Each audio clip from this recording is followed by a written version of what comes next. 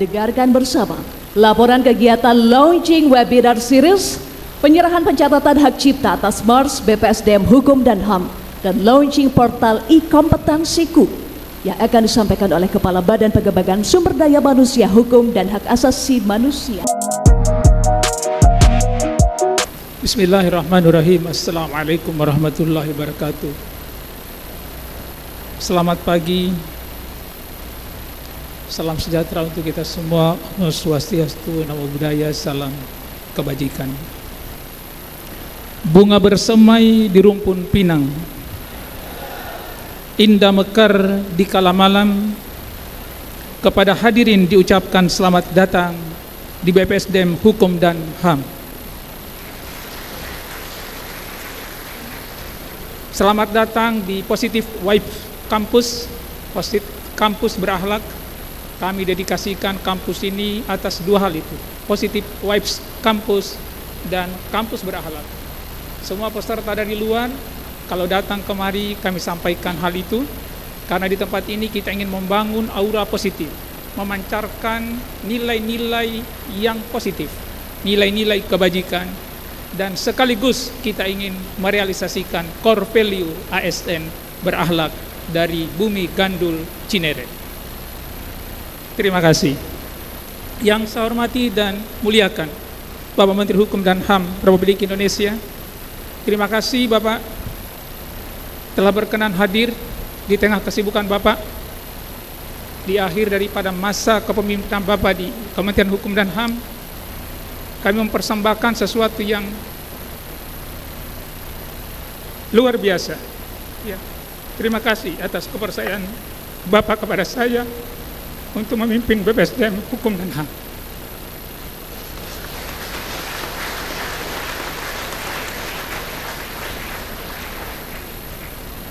Yang saya hormati dan banggakan para pimpinan tinggi unit utama, Pak Irjen, terima kasih di tengah-tengah kesibukannya berkenan hadir. Ibu PLH Sekjen sekaligus Dirjen KI, terima kasih Ibu ya atas kehadirannya. Berkali-kali saya minta beliau untuk hadir Pak, karena nanti akan mendampingi Bapak. Saya bilang kalau Ibu nggak hadir saya akan jemput pakai jet dari BPSDM ya. Terima kasih Pak Dirjen HAM, para staf ahli, staf khusus yang saya cintai dan banggakan,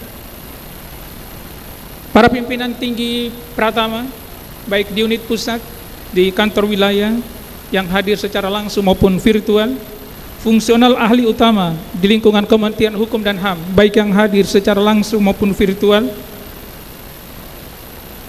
Direktur dan Wakil Direktur Politeknik Imigrasi, Direktur dan Wakil Direktur Politeknik Ilmu Pemasyarakatan, seluruh KUPT yang hadir secara langsung maupun virtual, para pejabat manajerial, administrator dan pengawas, seluruh pejabat non-manajerial, JF ahli media, ahli muda, ahli pertama, dan pelaksana, seluruh perwakilan Indonesia yang ada di luar negeri, hampir semuanya hadir Bapak, dan selamat malam untuk teman-teman yang di bagian Amerika sana.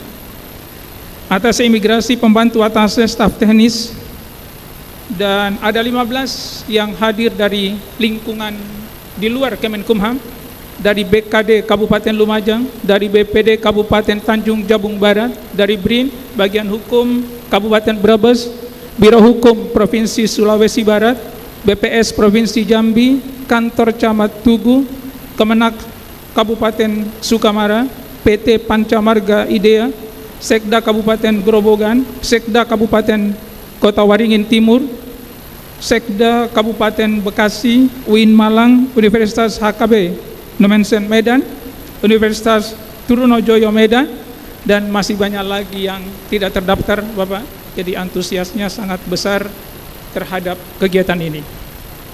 Pertama dan paling utama, mari kita panjatkan puji syukur kehadirat Allah Subhanahu wa Ta'ala, Tuhan yang Maha Kuasa.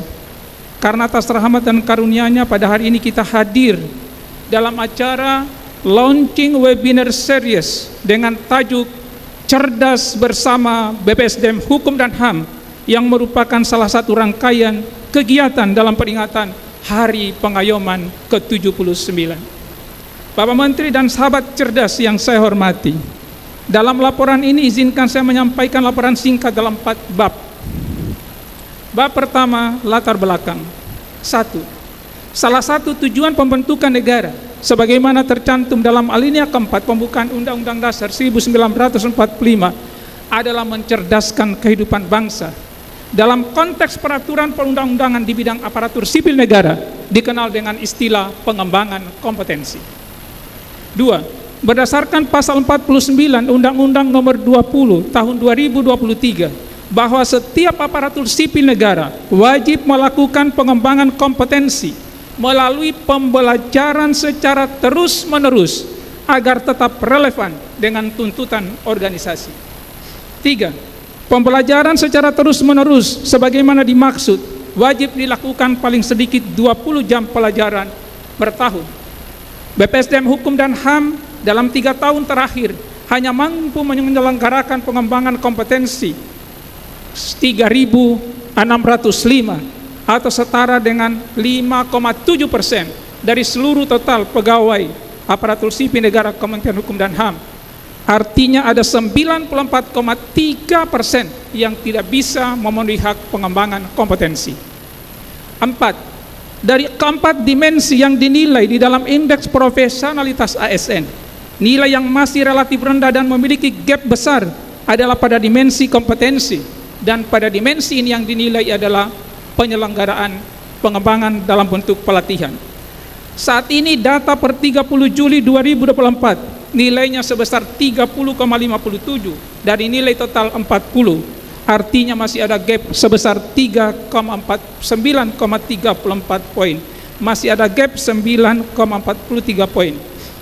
5. Indeks sistem merit Kemenkumham pada tahun 2022 sebesar 373,5 dari nilai total 400. Masih ada gap sebesar 26,5 dari nilai total.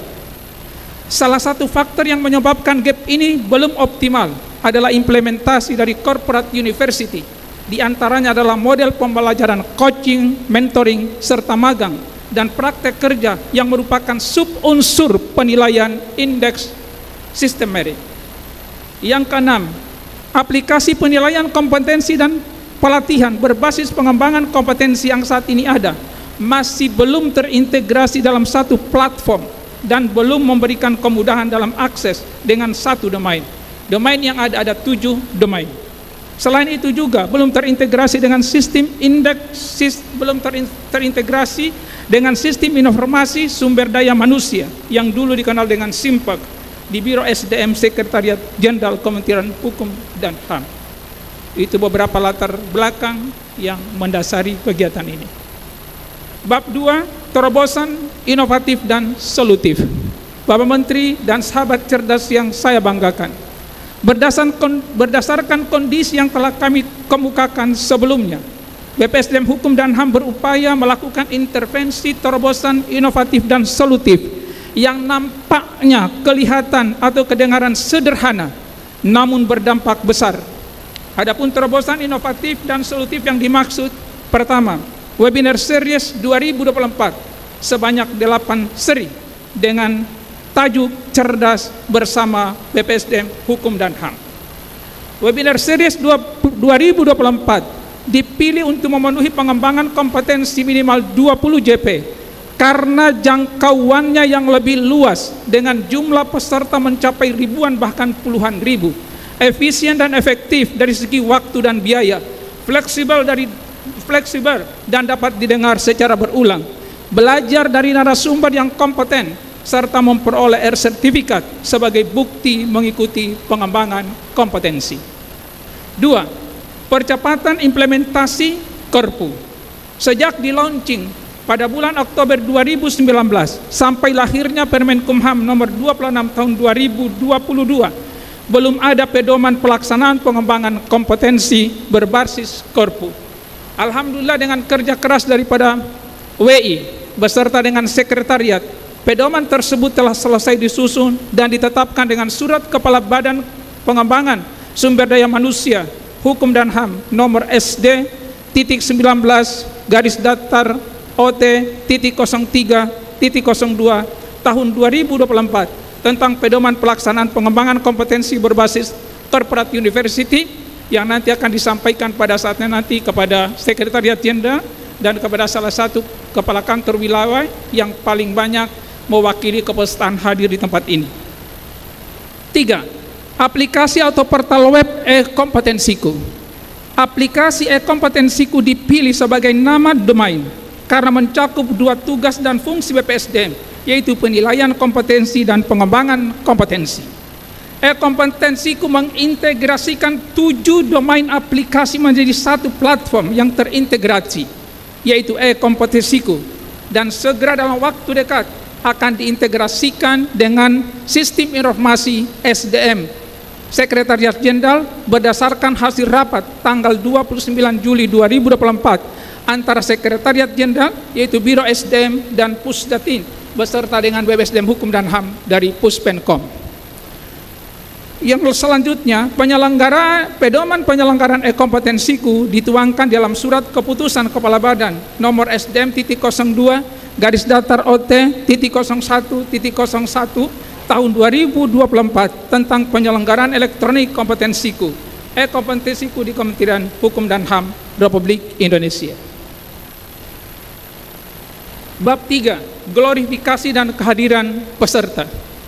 Bapak Menteri dan sahabat cerdas yang saya cintai, glorifikasi yang dilakukan oleh seluruh satuan kerja sangat masif, yaitu sebanyak 36.141 publikasi yang terdiri dari infografis sebanyak 1.118, videografi sebanyak 1.070, dan ribbon pegawai sebanyak 33.953. Adapun jumlah peserta yang hadir, pertama, yang konfirmasi kehadiran melalui Google Form per 3 Agustus sejumlah 61.555 orang.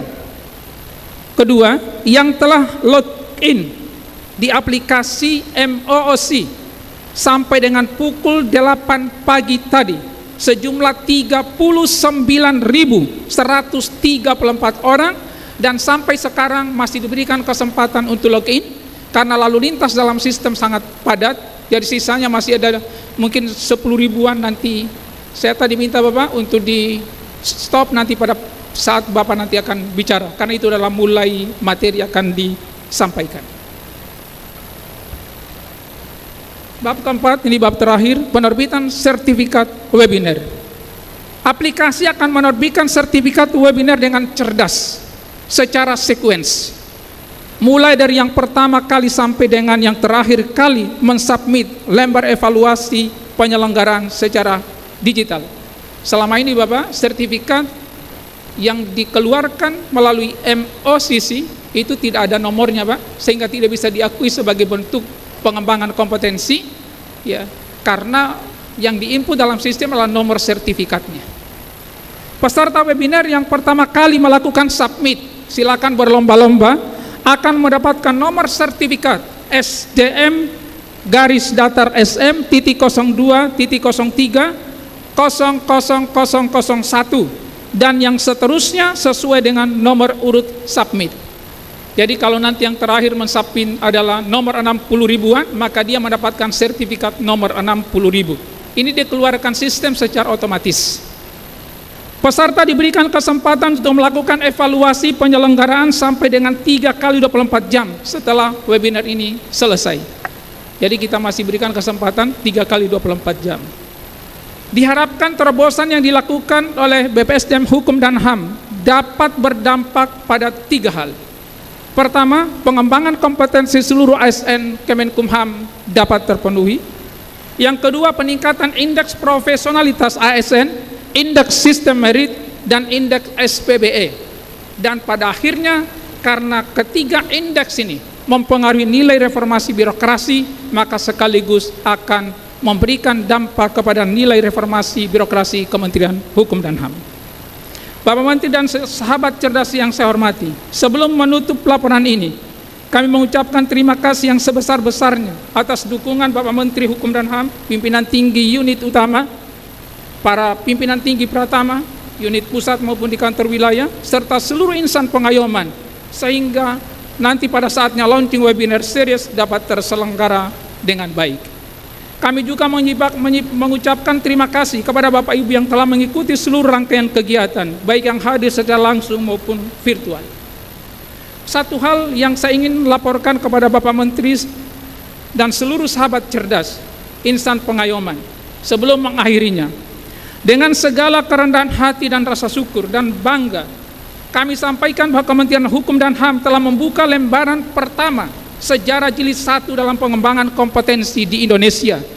Menurut kami, Kemenkumham telah memecahkan rekor melalui webinar cerdas bersama BESDM Hukum dan HAM dalam 3 kategori penyelenggaraan pengembangan kompetensi, baik di tingkat nasional, regional, maupun internasional.